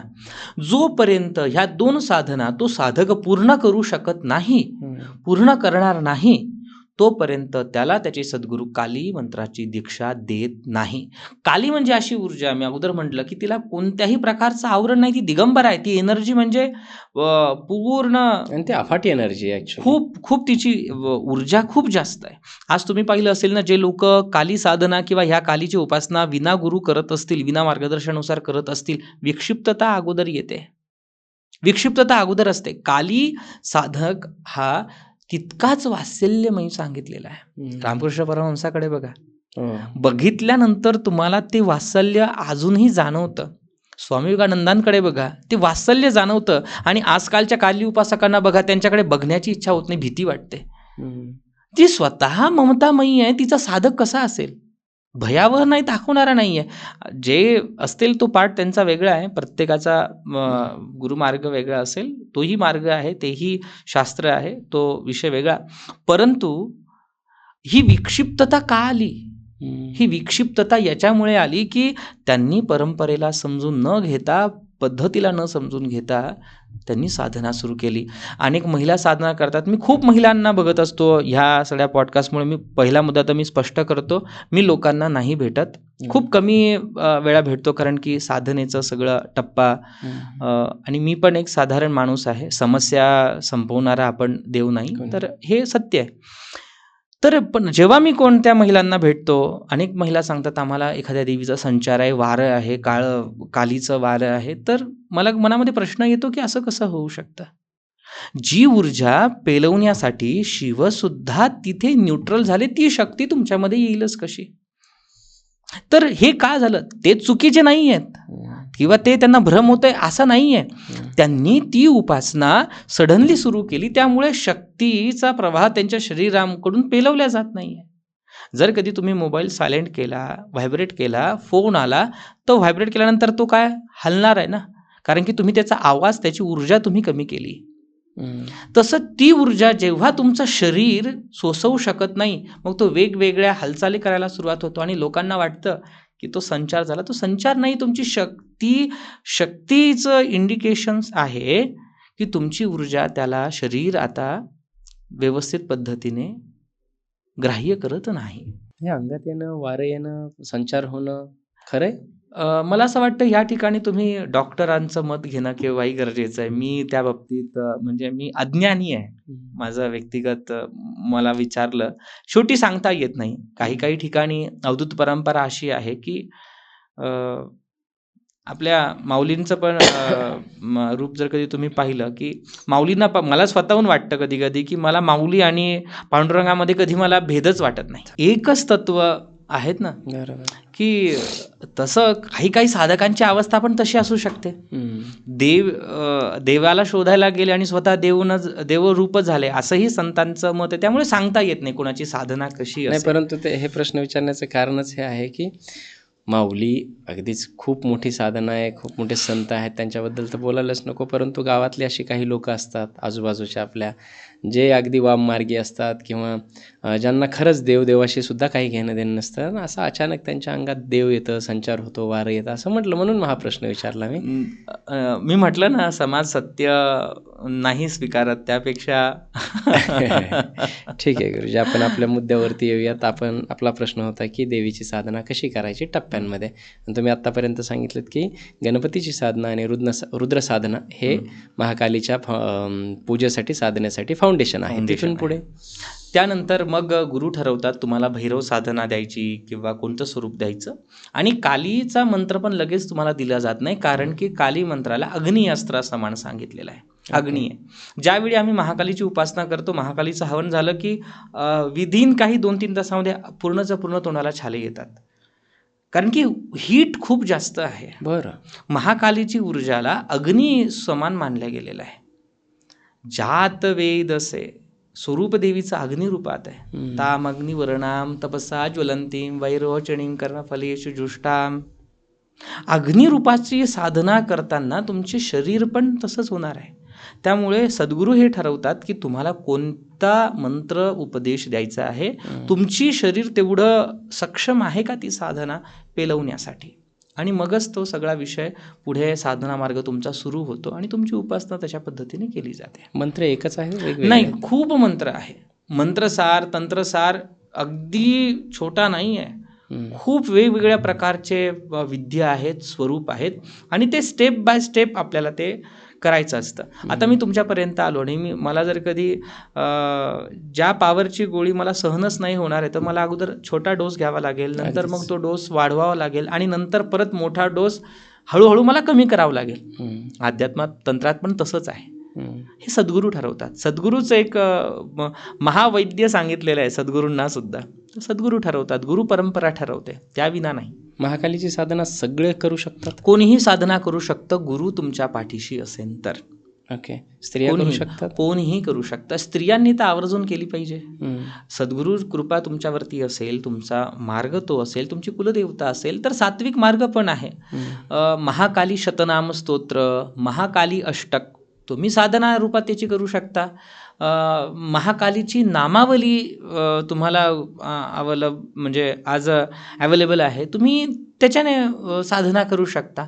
पण गुरु पाहिजे. याला गुरुची आवश्यकता नाही. नामावली आधी ज्या काही उपासना आहेत, जर कधी तुमची खूपच श्रद्धा असेल, तुम्हाला करायचीच असेल, आणि आज योग्य गुरु तुम्हाला भेटत नसतील, पण प्रथम सुरुवात काय तर नामावली, शतनामावली, शतनाम स्तोत्र, काली स्तोत्र तुम्ही व्यवस्थित चांगल्या व्यक्तींकडनं, गुरुजींकडनं, ज्यांना याच्यातलं नॉलेज आहे संस्कृतचं, त्यांच्याकडनं तुम्ही व्यवस्थित ते घेऊन तुमची साधना सुरू करा आणि त्या जगदंबेला प्रार्थना करावी. गुरुची गरज कुठल्या स्टेजला आहे?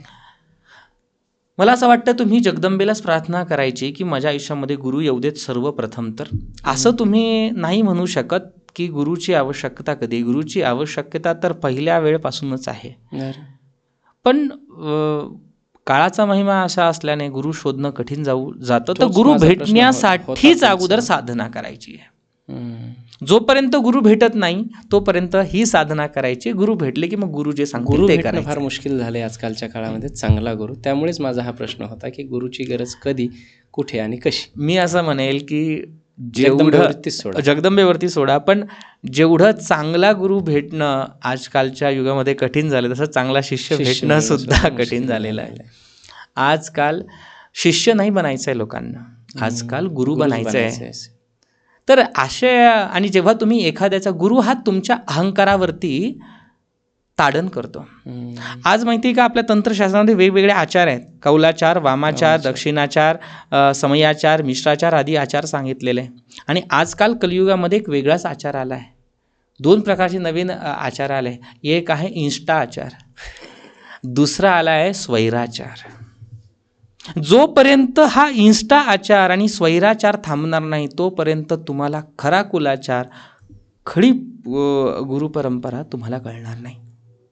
तुम्ही काय करावं, मला हे वाटतं, मला हे करावंसं वाटतं म्हणून मी ही साधना करतो, हा विचारच चुकीचा आहे. सद्गुरू तुम्हाला, आणि जेव्हा एखादी माझ्यापर्यंत अनेक लोक येतात, आम्हाला महाविद्या शिकायचे, मी सरळ त्यांना ओरडतो की तुम्ही काय केलं पाहिजे हे देवीला ठरवू द्या, तुम्ही ठरवू नका.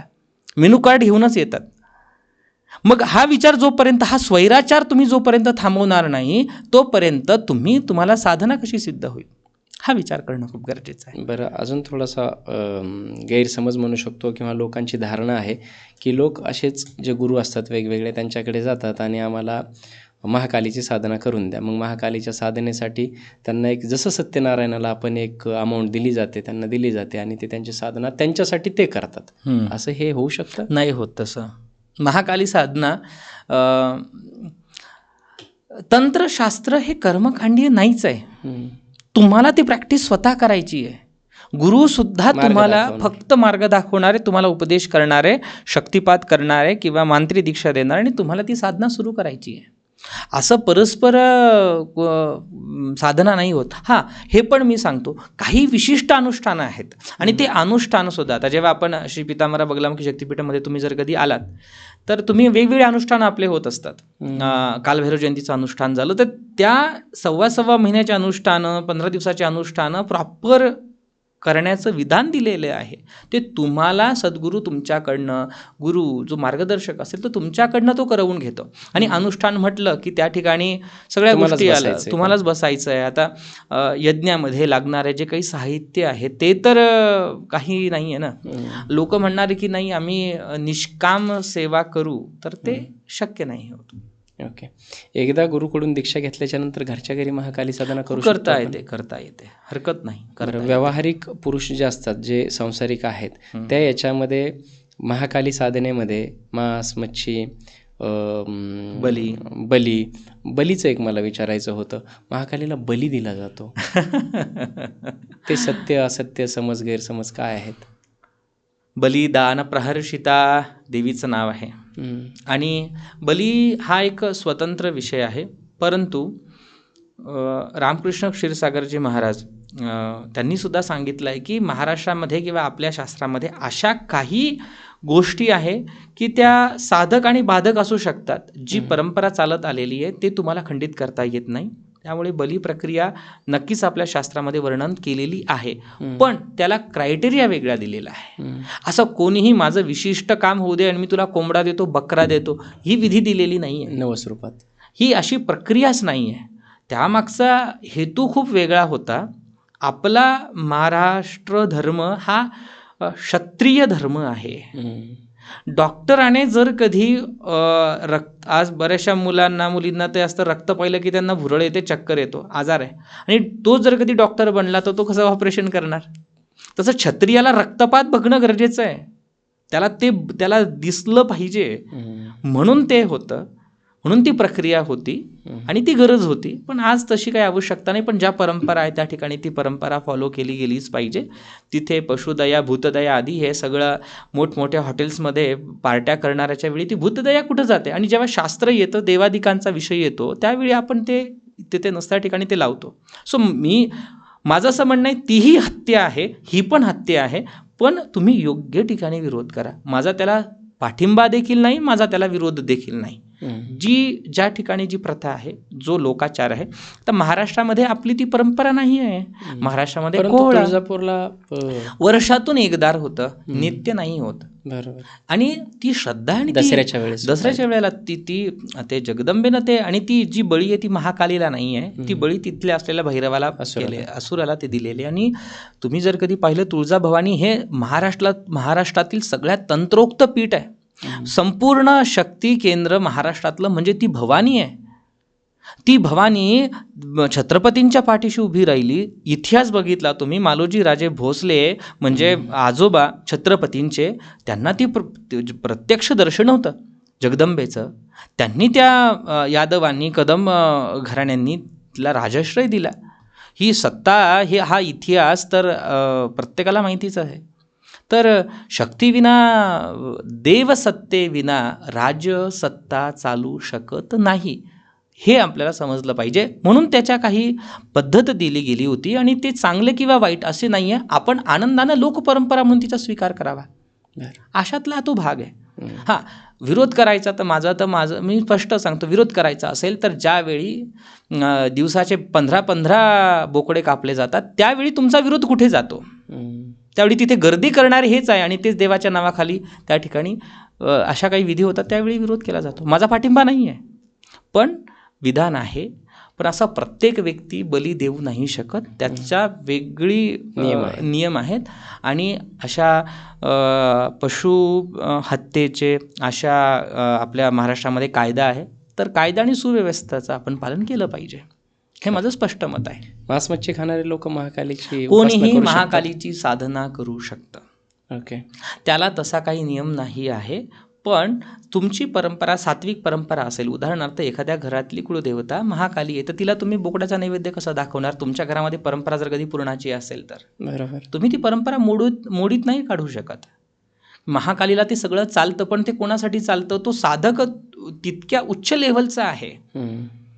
तिथला आता तुम्ही बंगालमध्ये तुम्ही कांदा लसणाचे विषय नाही सांगू शकत. तिथला तो आहार आहे, लोकाचार आहे, तो लोकाचार आहे. तर ह्या लोकाचाराला समजून उमजून तुम्ही पुढे गेलं पाहिजे.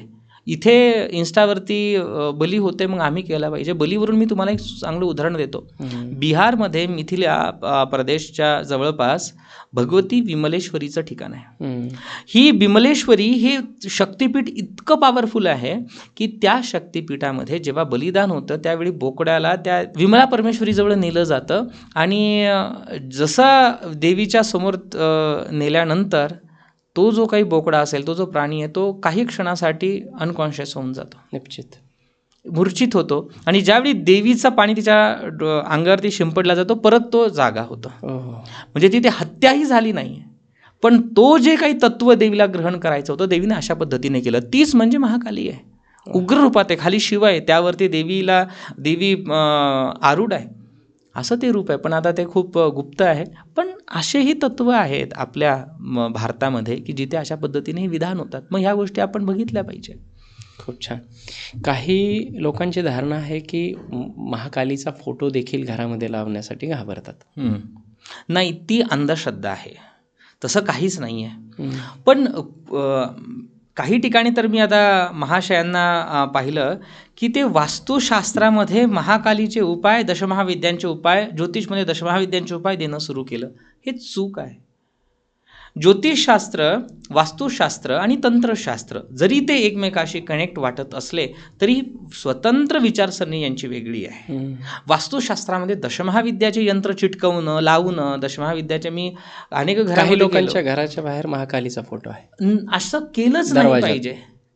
तो प्रकारच नाही आहे. तुम्हाला हे कुठेही शास्त्र त्याला परमिशन देत नाही. अशास्त्रीय हे धार्मिक प्रदूषण आपण पसरवतो आहे, असं काही नाही. हां, तुमची श्रद्धा असेल तर तुम्ही ती जे प्रतिमा आहे, ते जे चित्र आहे, त्या चित्राची तुम्ही साधना उपासना करू शकता. त्यामध्ये कसलाच दोष नाही, कसलीही बाधा नाही.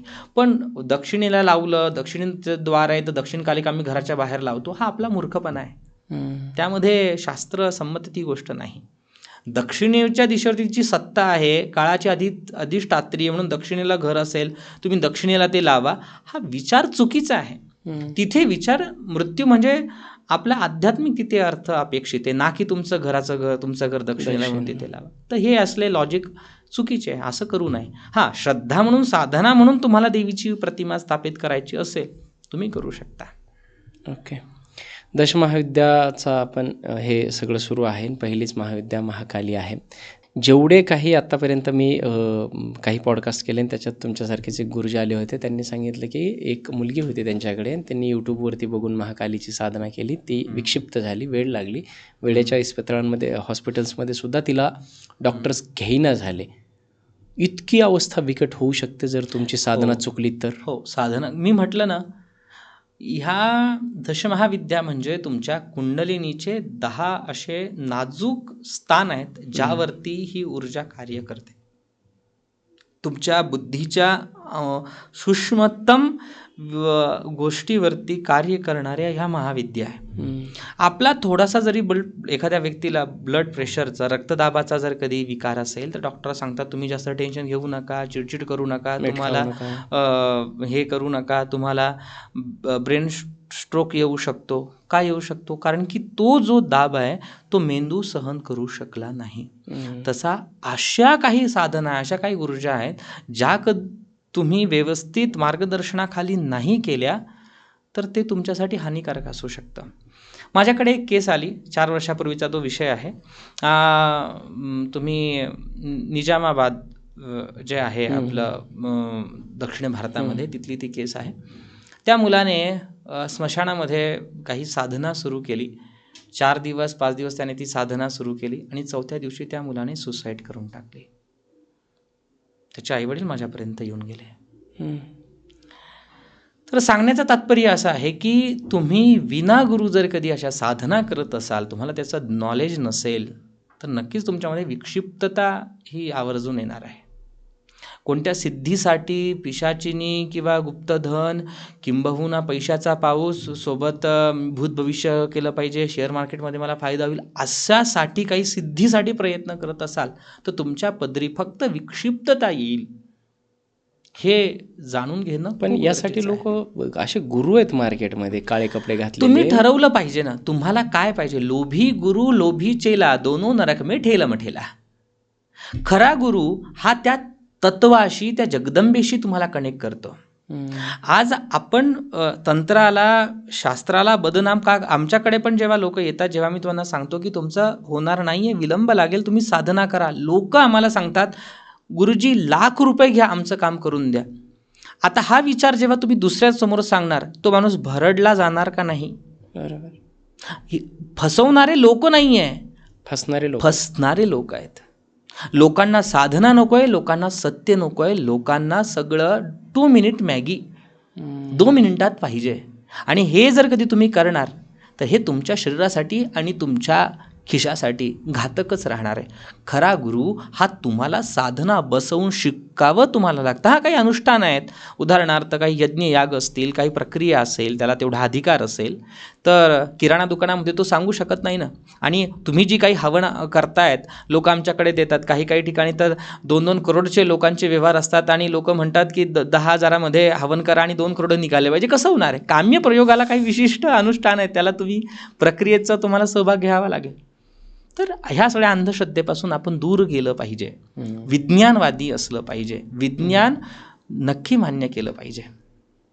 मग महाकालीची साधना का करायची? महाकालीची साधना तुमच्या जीवनाला, तुमच्या विचाराला एक स्थिरता देतं. तुमची विचार, तुमची वाणी एकत्र काम करते. जोपर्यंत तुमची बुद्धी आणि तुमची वाणी एका लाईनमध्ये येत नाही, एका रेषेत येत नाही, तोपर्यंत समोरच्यावरती त्याचा प्रभाव होऊ शकत नाही.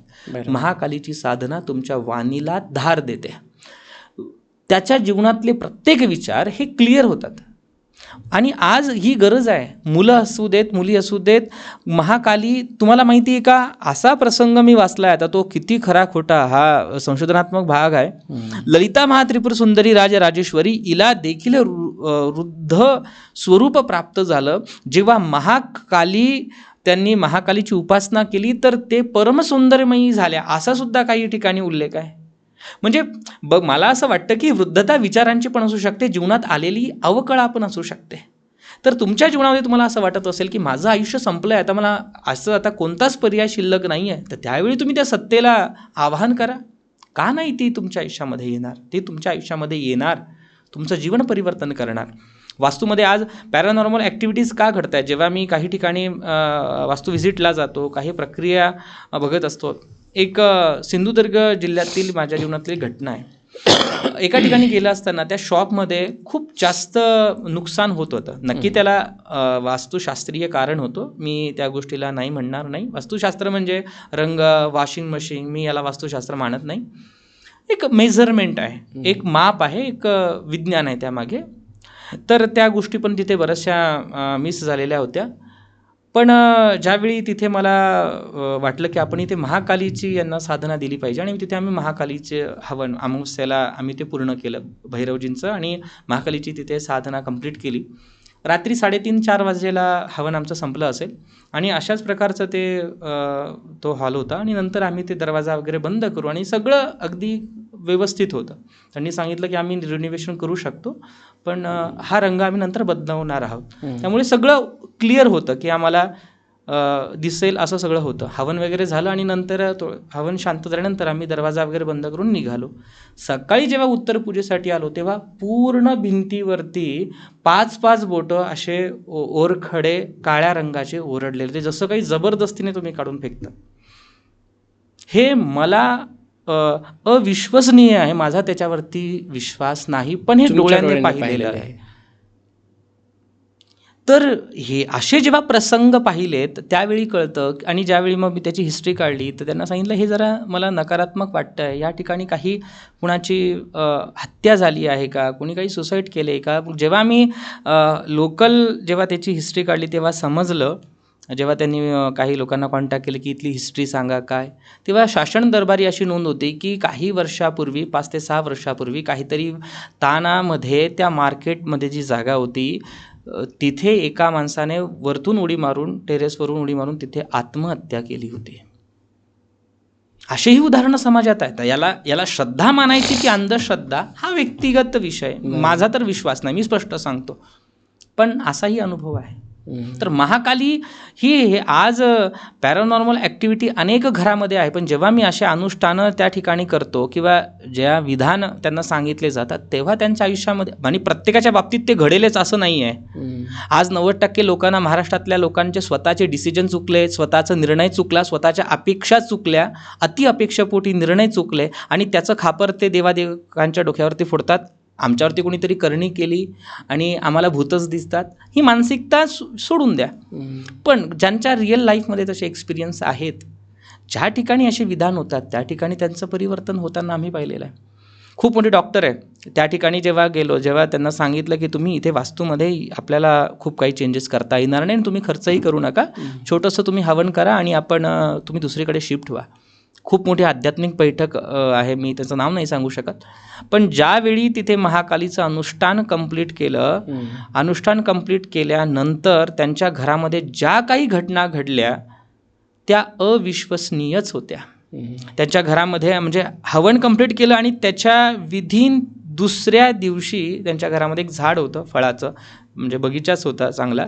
तर त्या झाडातून कोणतं तरी लिक्विड, जसं एखादी तेलकट पदार्थ कसा असतो, तो ॲटोमॅटिकला पूर्ण झाडातून पाझरायला लागला आणि संध्याकाळपर्यंत ते झाड खाली त्याचं पडलं. ते का पडलं आम्हाला काहीच कल्पना नाही. तर अशीही अवस्था तिथे तुम्ही नाकारू नाही शकत. अशावेळी ही महाकालीची सत्ता, महाकालीची साधना, महाकालीचं स्वरूप तुम्हाला मदत करतं.